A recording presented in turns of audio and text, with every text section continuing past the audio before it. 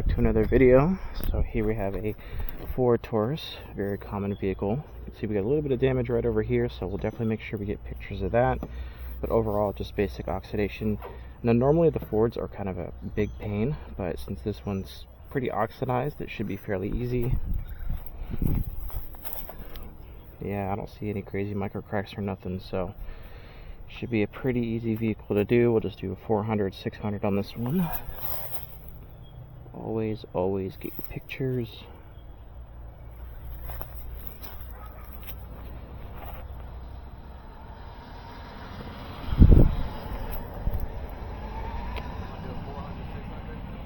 Yeah, on that one, yeah. So I actually have Brett working with me today. This customer's got two vehicles we're doing, so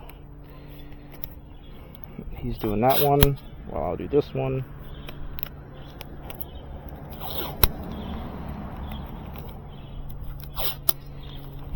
I ran out of tape, so I always keep some in the back of the car, some extra. And I found this, and I was like, oh, we'll use this. Kind of mask everything off. This tape is, I don't really trust this tape 100% because it's so thin.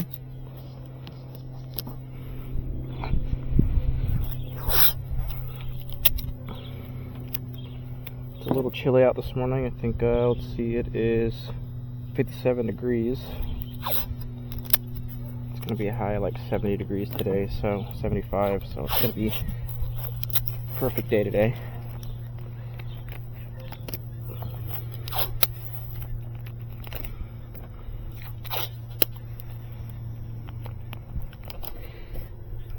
Yeah, when they mentioned this one, I was like, oof, a Ford, because Fords, like the F-150s, Ford Focuses, those are the most common that we get, and those can be kind of a pain to do. The clear coat is very stubborn, hard to get off, but I think I said in the last video, a vehicle that with if the headlight is very oxidized, it's a lot easier to do than a vehicle where the headlight's not oxidized. So more oxidation is better. For some reason, customers think that, you know, if it's just oxidized up here, like, oh, it's not too bad. It's like, no, those are actually more difficult to do.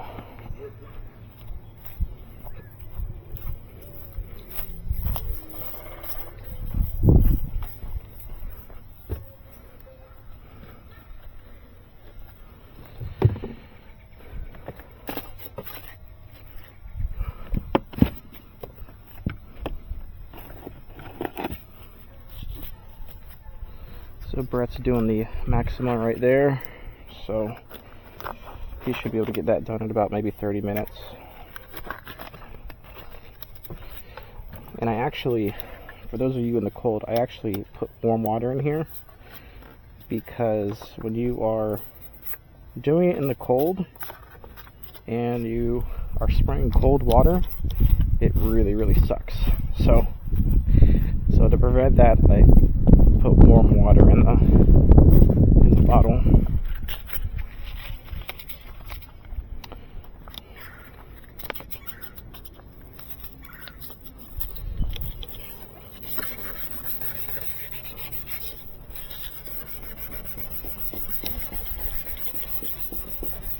But yeah, coming out nice and easy.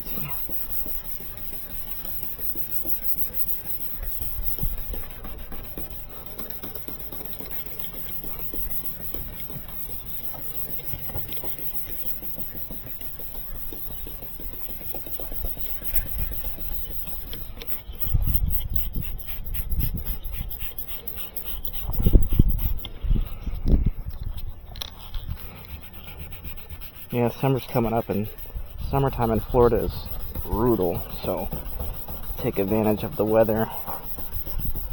Nice and cool out.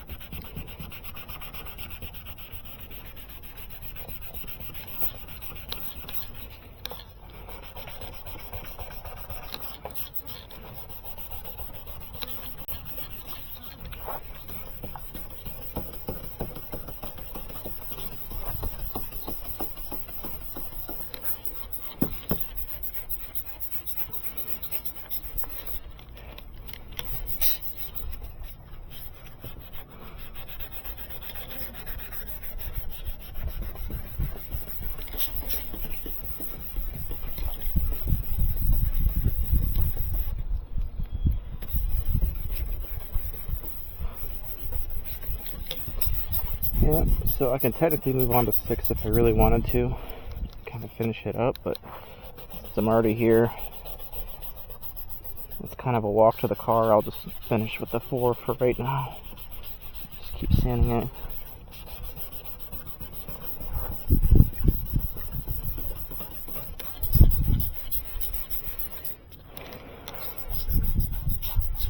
Yeah, much better. Just gonna flip this.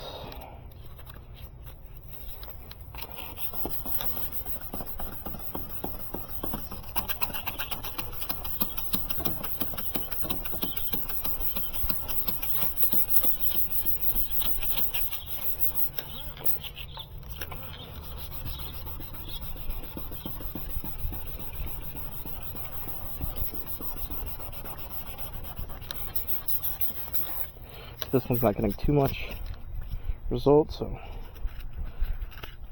take out this other piece of 400 that I already grabbed.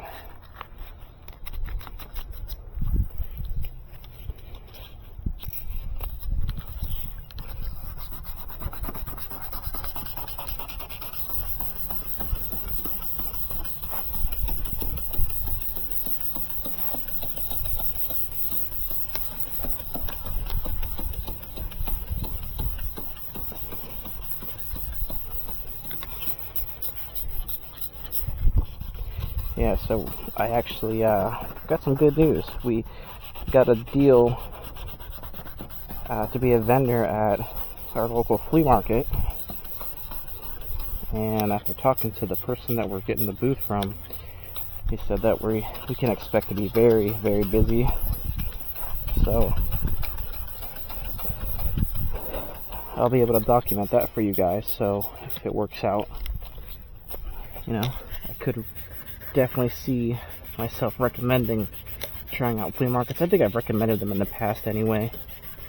Anything to get your name out there, even if you're not doing restorations at the flea market, but you're just handing out postcards.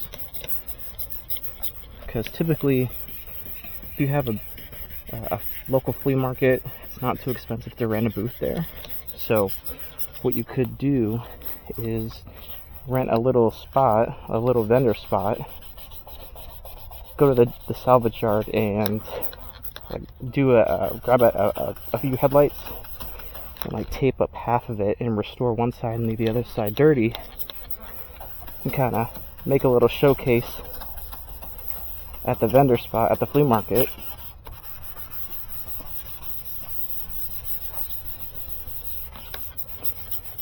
Just put the headlights on the table, and you know, when people walk by, say, hey, this is my work, this is what I do, and you can generate some business that way.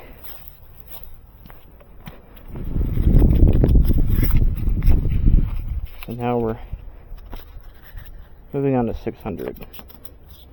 So now that I removed all the oxidation, all the scratches and all that, the 600 is going to prep the lens for the clear coat.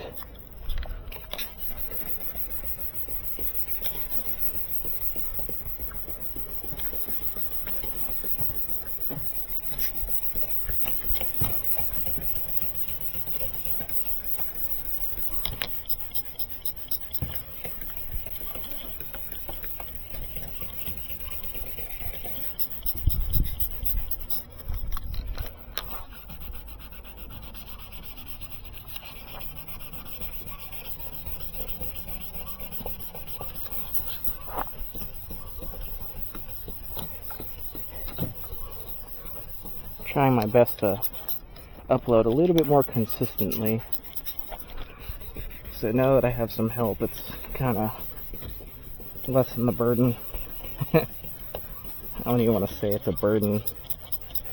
I guess gave me a little bit more time, not too much, but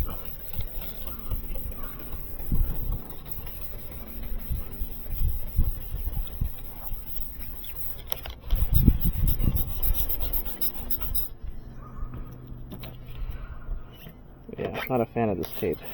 It's just, it feels so thin. Not that that's a bad thing. I mean, you might have to double it up if you're using a a drill or something.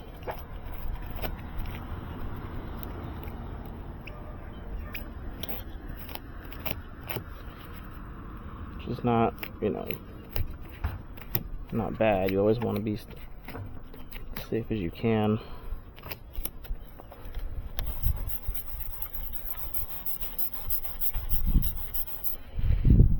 Alright, the car's all the way over there, so I'm just gonna set this right here for now.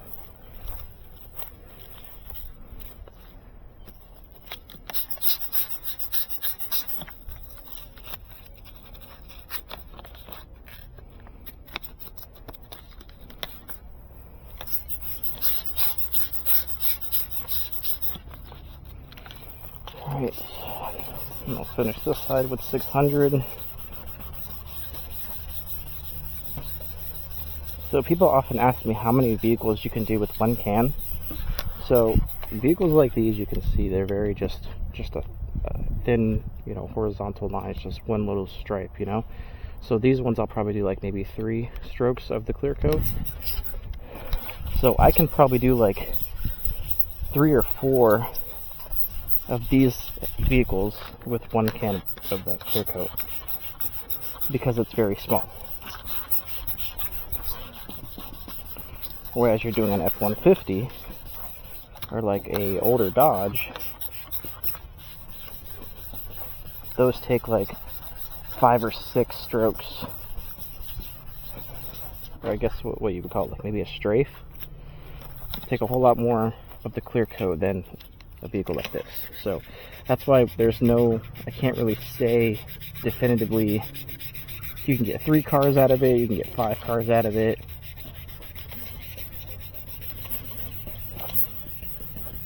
Just like when people say, oh, headlight restoration is easy. I did, you know, you're sitting there talking to an F-150 customer and they want to do their headlights, and they talk to somebody who owns a Honda Civic, and the Honda Civic person says, oh, I did my headlights and it was easy, it took me, you know, 15 minutes and blah blah blah.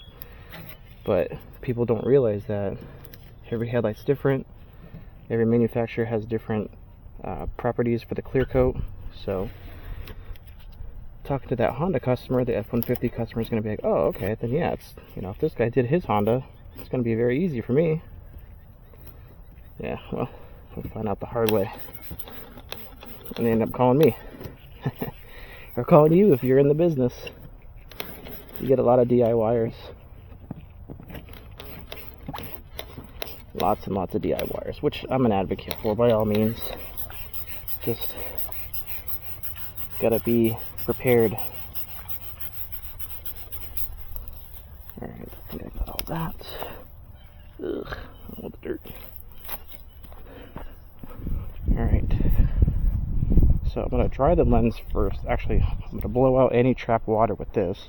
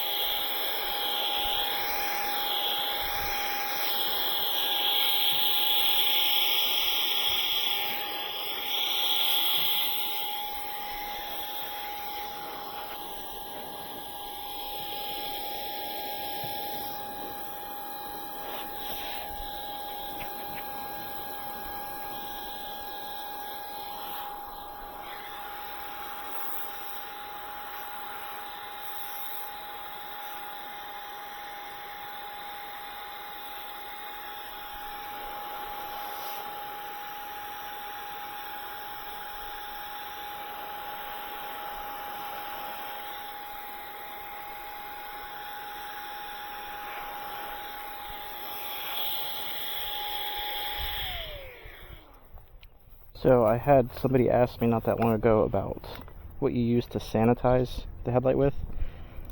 Most of you know I use rubbing alcohol. Somebody asked me about Dawn dish soap, which I'm a little iffy about that because anytime you spray something on here or you're using something on here, it's going to leave some sort of residue. You know, you're not going to get it all the way off. So the thing that you could use that's going to really remove everything is rubbing alcohol. You know, it's alcohol based. So anytime you're doing a restoration, you don't want anything in between the headlights and the restoration, or anything between the headlight and the clear coat, whatever it is you're using. You want to go straight to the headlight.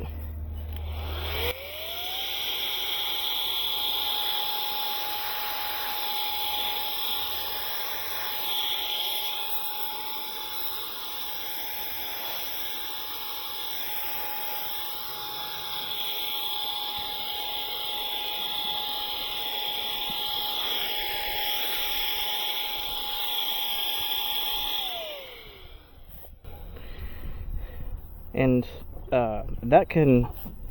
it may not mess with the clarity of the headlight, but it's going to mess with the longevity of the headlight, meaning how long the restoration is going to last.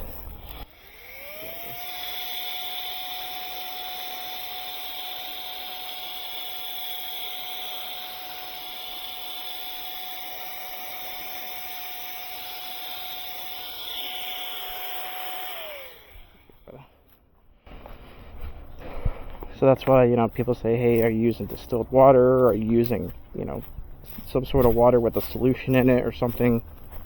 So I use the water to remove the sediments from in between the sandpaper and the headlight.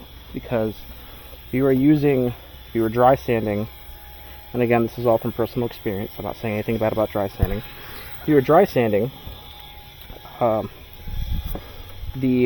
if this also goes for the people who have dried sand and they know exactly what I'm talking about. If you're dry sanding, the sediments or the dust, it cakes up on the disc, it gets all over the place. So when you are using the dry sand method and you're going through 4 or 5 discs, it's because there's a lot of sediments in between the sandpaper and the headlight. So you're essentially not doing anything to the light at some point. You're just rubbing the caked up dust on the disc onto the headlight.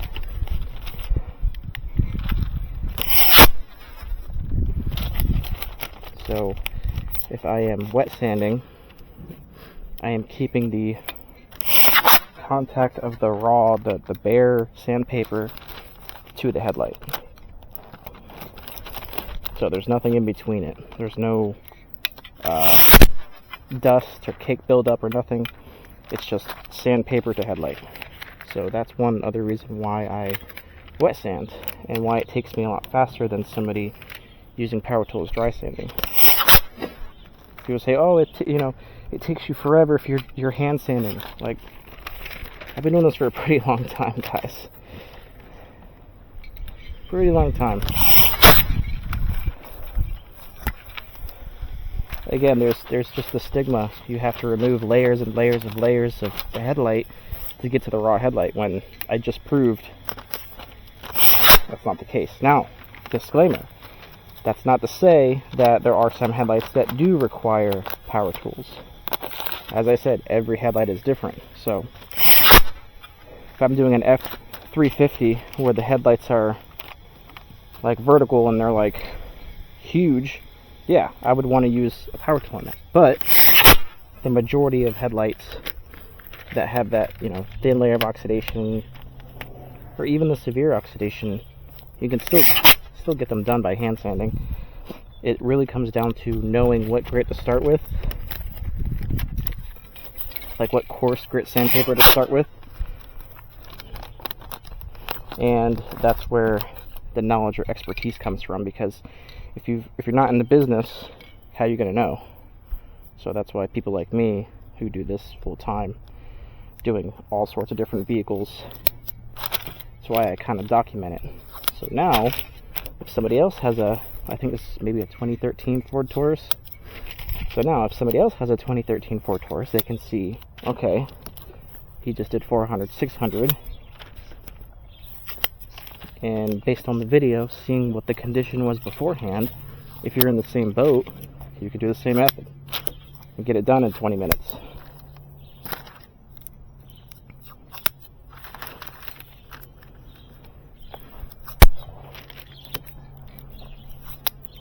But again, this channel's more so to teach you guys, show you guys the ins and outs of the business.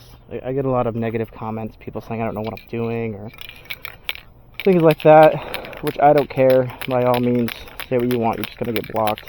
Like, I'm not here to, you know, say how perfect my method is, or say that I'm a god amongst men. You know, this isn't surgery, this isn't rocket science. You see a headlight, sand a layer off, reapply a new clear coat. Simple as that. Well, I hope it's simple as that. As I said, the majority of the vehicles we get are fairly easy. Every now and then, I would say, off the top of my head, it's maybe 3 out of every 10 vehicles that we do are difficult, meaning the Kias, you know, some newer Mercedes. So I'm using the Next Gen Headlight Solutions Headlight Restoration Clear Coat, so you can completely skip the polishing process. You can just sand at a 600, and it has filling properties in it, so I'll just sand it like this, or I'll just spray it like this, and it'll fill all of the cracks.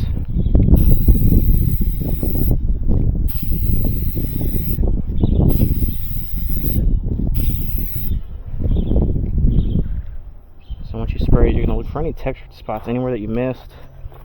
It's very, very wet, so you can see kind of orange peel, but that'll dry over.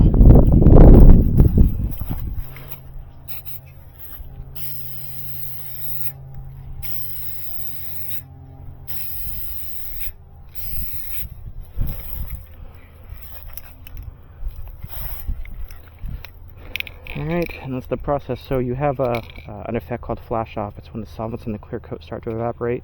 Happens on any kind of clear coat. If it's a little bit humid, those will be pretty visible, but this has very little flash off on it. But yeah, much better. So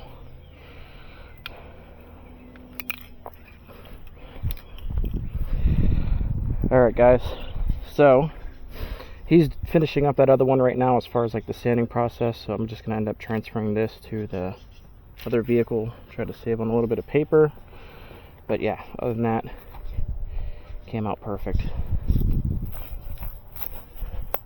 Much better. So always make sure you clean your vehicles, make sure you get all this stuff off. I sometimes tell my customers, hey, you know, we tried our best to clean all this off, but sometimes, you know, it'll get in little cracks and crevices. Just make sure that you tell them that it's not permanent, because a lot of customers will think that it's permanent. So that's it for this one, guys. Thanks for watching.